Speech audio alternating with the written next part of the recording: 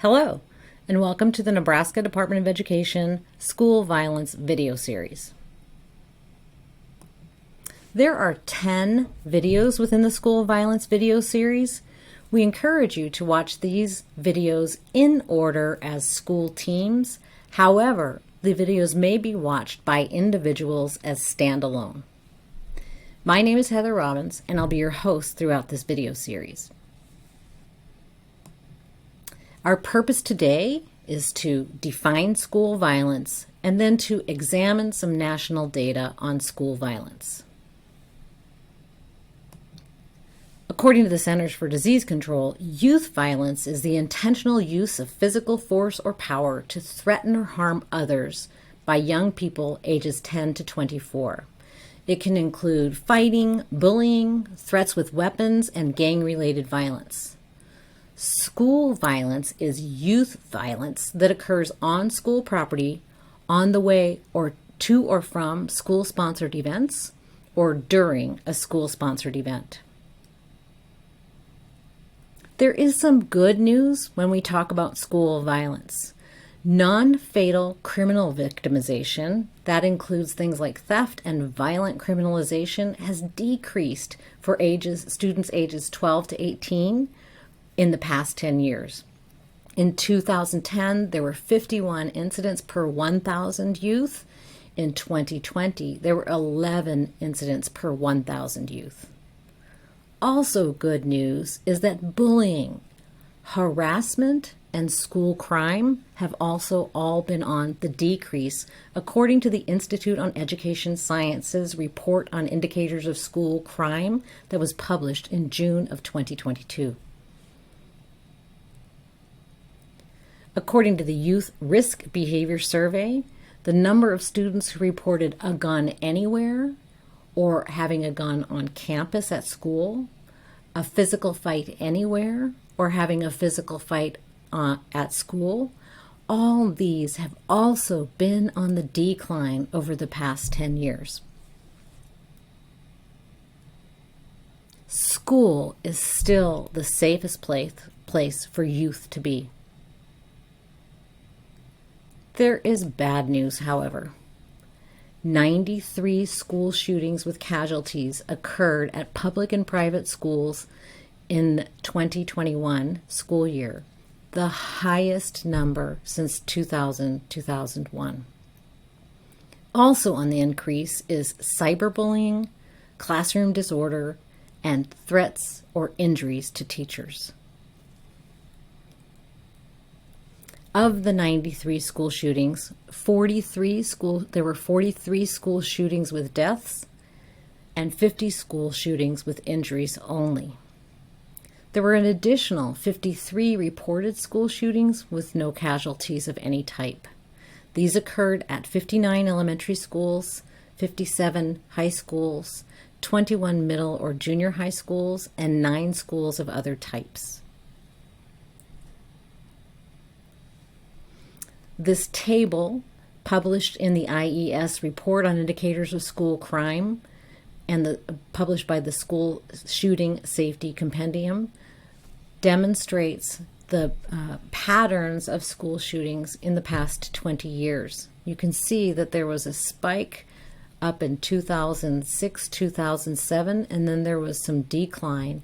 But school shootings have been on the rise again since the 16-17 school year.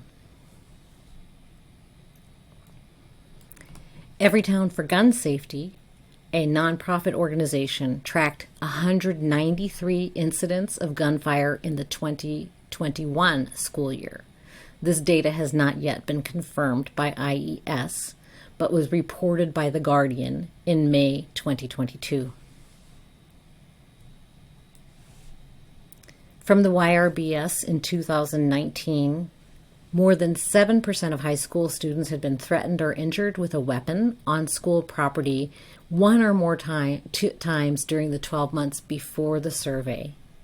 And 9% of high school students had gone to school at least one day during the 30 days prior to the survey because they felt that they would be unsafe at school or on their way to or from school. According to the National Teacher and Principal Survey that was taken in 2015-16, we have information on the percentage of public schools who reported that teachers were threatened with injury or they were physically attacked by a student during the previous 12 months. And these are broken out by all schools and then by elementary schools and by secondary schools.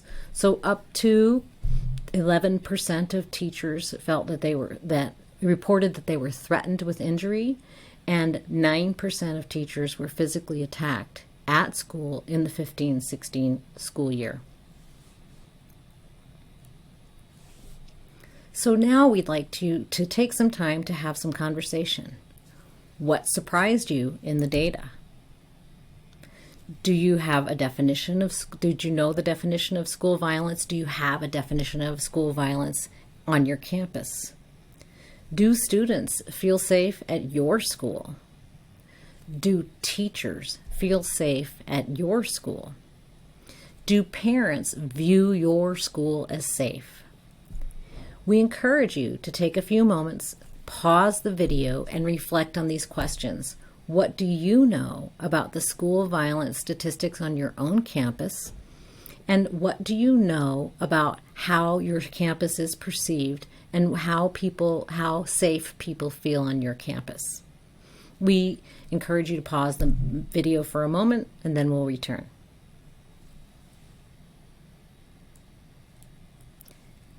Welcome back.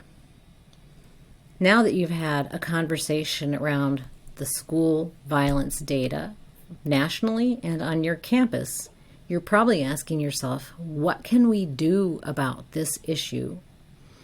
Here are some recommendations that come from the Centers for Disease Control and the National Institute of Justice.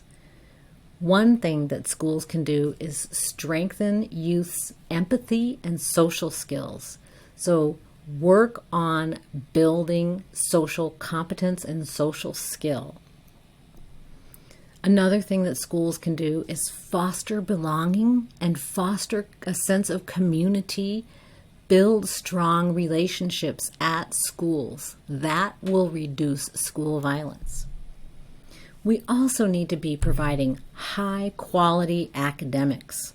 When students are academically engaged, feel a sense of belonging, and have strong social skills, we reduce the probability of school violence.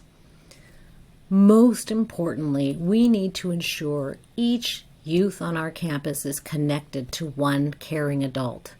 So another thing for your group to consider is, are all students on your campus connected to a caring adult? How do you know whether they are or not? If you don't know, what steps can you take to ensure that they are? Schools can make a difference and continue to reduce school violence by engaging in social skill instruction, fostering that belonging and sense of community, having that high academic quality, and connecting youth to caring adults. So our purpose today was to define school violence and to examine some data on school violence.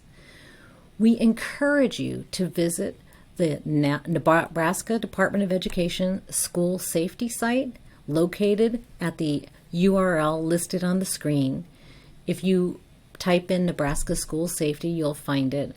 You will find many, many resources on school safety, including resources for bullying, resources for suicide, resources for school safety in general, for security, and we encourage you to visit there for more information on school violence.